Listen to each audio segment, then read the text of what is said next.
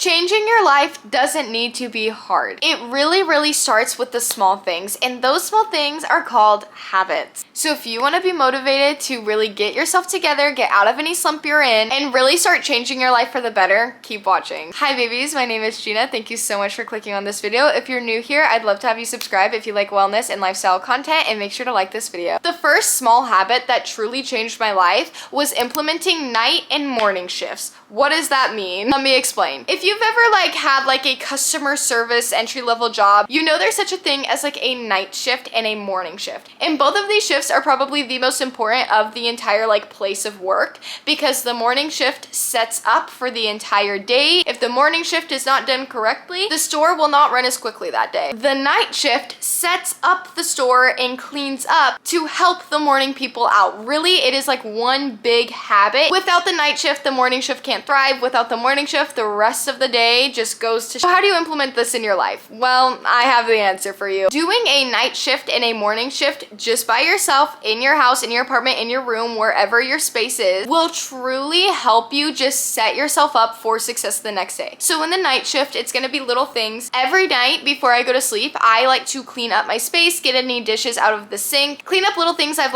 laid around throughout the day. I will straighten out blankets on the couch that I sat on. I'll fluff pillows. So during my night shift, we'll pick out my outfit for the next day, especially if I have an early morning. I will make sure anything I need is set out before. I will pack my lunch for work. Little things like that. The morning shift is similar, but a little more lax. It's mainly setting up your apartment so that you can come home to a clean apartment. If you've already cleaned the night before, your night shift people are helping out your morning shift people. You are helping out yourself in the morning, just like our little work analogy. So your space should be relatively clean, but it's gonna be little things like making sure you put your makeup away after you put it on your face, making your bed in the morning, getting your water bottle full for work, making sure your backpack or your work bag is packed, things like that. Ensuring that you do a night shift and a morning shift will truly set your life up for success the same way it sets these workplaces up for success. The next small habit I have just says, do your dang hair. And by what I mean by this, I mean do your hair in the way that makes you feel more confident.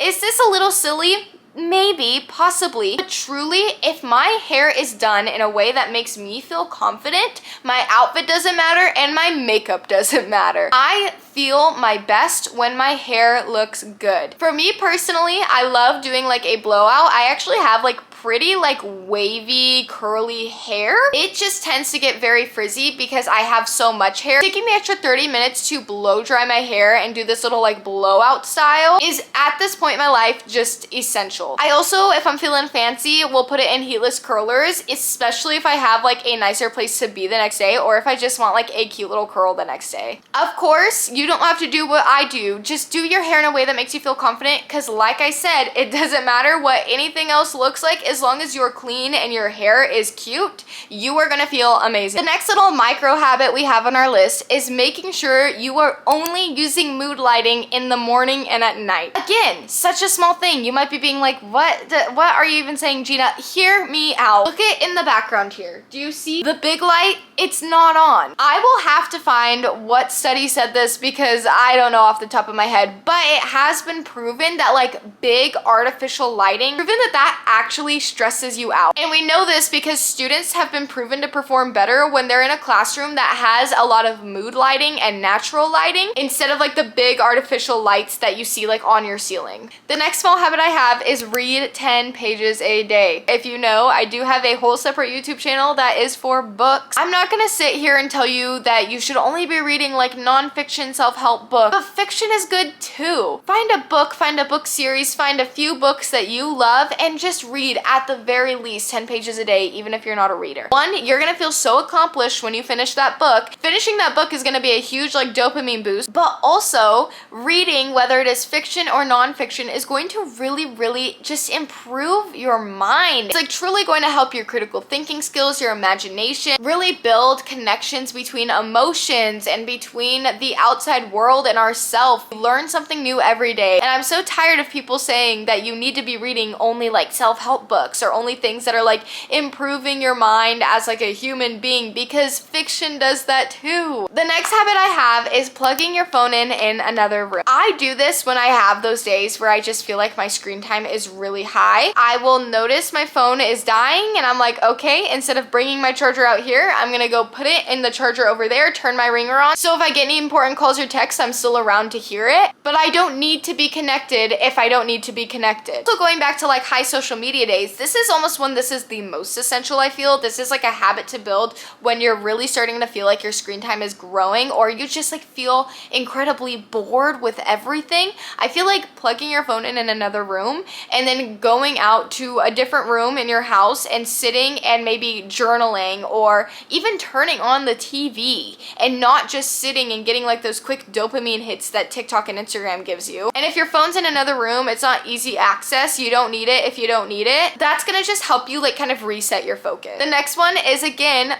very small, very micro, a little silly, but hear me out. Invest in cute pajama sets. This does not have to be expensive. Old Navy, for example, sells the cutest pajama sets for like 20 bucks. So silly and it's so small, but again, this is 10 small habits video, so I guess it's making sense. But wearing your favorite pajama set or wearing a cute pajama set to bed every night really just makes you feel clean and like you have your life together. The way my brain processes it, because I pretty much only exclusively own cutesy pajama sets now. None of them were expensive except for like maybe one or two. Every time I'm wearing one, I feel put together. The seventh small habit that I have on here is write monthly affirmations for yourself and say them every morning. It might feel silly at first, it might feel a little weird. I know people say like, you shouldn't fake it till you make it. I don't agree with that. I feel like saying affirmations and really feeling like you already have these things, even if like in the current like reality you don't, or you don't actually feel that way, just saying them is going to trick your brain into thinking that these things are happening, these things are true. Shoot, your affirmations can be true. It doesn't have to all be like a manifesting thing. It can just be something for you. It is a great moment for yourself. The next habit we have is really specific. It's keep a water bottle with a straw near you at all times. I cannot tell you the amount of times that I have been trying to hit a water goal, but I only have like a glass of water near me and I just straight up end up not drinking that water. Compared to if I have like a water bottle with a straw near me or a glass of water with a straw in it, I will mindlessly pick it up and sip and do whatever I'm doing because I don't have to like tilt my head back to look. Yes, tilting my head back takes up 2 seconds of my time, but when you're like in a flow state, you don't want to be breaking that time. This was really great for me, especially in college. When I was writing essays, I did not like taking my eyes away from that essay at any point in time. It broke my focus. This is a Coca-Cola, but we're gonna pretend it's water. If I just have this near me with no straw, I'm not gonna break my focus even for 0.2 seconds to take a sip back. Compared to if this has a straw, I'm typing, and I'm sipping the straw as I'm typing. The ninth habit is something that I like swear by. I think you must do this no matter how busy or not busy your weeks are. Schedule your week out. If you do not have busy weeks, that's okay. Schedule in time to do like different hobbies so you're not just like sitting and like watching TV, watching TikTok all day, you know? Scheduling your week out Monday through Friday every single week is essential. I use Notion to do this. I personally am busy and I do need a life schedule, but there have been periods in my life where I'm not doing as much and I still schedule my life out weekly because once again, if I can add like time in for myself, for my family, for little things that I like to do, it just overall improves my mood and keeps me from just like sitting and rotting on those weeks that I don't have a lot to do. Finally, our 10th small habit to improve your life is a kind of a cutesy one. We can all do the like, oh, it's going to be talk to somebody you love every single day. Connection is so underrated, especially in like the social media world we live in now. Social media is like faux connection. I'm more talking about like this idea that like we're getting human connection through TikTok videos. We're not. We are not connecting with anyone. We might sit and laugh at the same thing someone on the TikTok video is laughing at. We might sit and agree with an opinion that person has. We might even, you know, go back and forth 2 to 3 times in a comment section. That is not interacting with people. I have found myself having days where I am on my phone all day and feeling like just so lonely, even though I'm consuming all this content and watching these people's lives go by. Literally just calling my mom, calling my boyfriend, going upstairs, talking to my grandma, like any of those things, even for just like 10 to 30 minutes, will just significantly improve your mood and really help you build and maintain connections, like real life connections that you have with these people. If you enjoyed this video and you are new here, I would love to have you subscribe and stick around for more content similar to this, vlogs, wellness content, lifestyle content, all that good stuff. If you like this video, you could go ahead and give it a thumbs up, and if you're still watching, comment the little heart emoji down below. With that, I will see you guys all in my next video. Okay, bye!